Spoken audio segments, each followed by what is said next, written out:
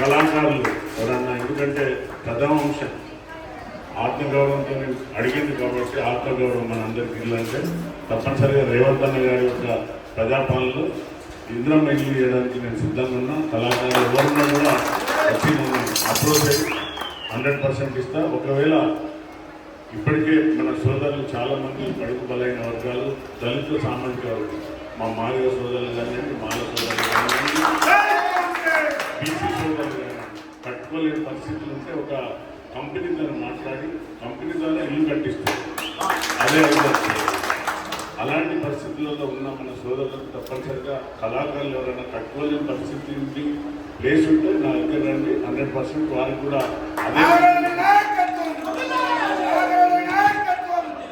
అదే కంపెనీతో ఇల్లు కూడా కట్టిస్తా. ఒకటి. రెండో అంశం తప్పనిసరిగా సోదరుడు లేవట్టిన అంశం ఏంటంటే ఆ అంశాన్ని నేను వీలైనప్పుడు 0 అవర్లో కళాకారులను మళ్ళీ గత ప్రభుత్వంలో ఇచ్చిన కళాకారులు కాకుండా మన ప్రభుత్వంలో ఉన్న కళాకారులు ఎవరెవరైతే అప్లై చేసుకున్నారో వారికి కూడా ఉద్యోగాలు ఇవ్వాల్సిన బాధ్యత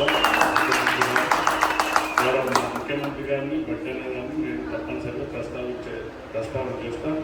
సో మీ అందరికీ కూడా ఇంతసేపు నా కోసం రఘును ఫస్ట్ మన తెలంగాణ అంటే కళ సంస్కృతికి చాలా పేరు ఉంది. అందులో ఈరోజు తెలంగాణ వచ్చిందంటే కళాకారులతో కూడా అందులో వాళ్ళకి తప్పనిసరిగా 100% వారి వంతు కూడా ఉంది.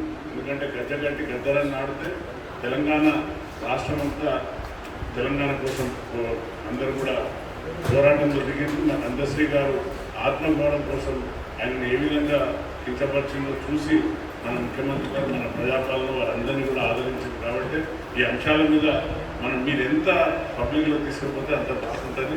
అదే ఉద్దేశంగా మాకు ఈరోజు స్పోర్ట్స్ అండ్ కల్చరల్ యాక్టివిటీస్లో ఉంటే నాకు రఘు గుర్తుగా చెందుతున్నారు. రఘు మరి ఇది కూడా మనం చేస్తే బాగుంటుంది, మీ సూచనలు ఏమంటే నన్ను రాత్రి వచ్చింది నా పాపం సోదరులు అందరూ కూడా వచ్చి నాతో చెప్పి సార్లు చేస్తే బాగుంటుంది అన్నారు. కాబట్టి 100% ఇది చేసి ప్రజలకు పోయే విధంగా మీరు తీసుకోవాల్సిన బాధ్యత ఉంది. కాబట్టి ధన్యవాదాలు మీ అందరూ కూడా. Thank you.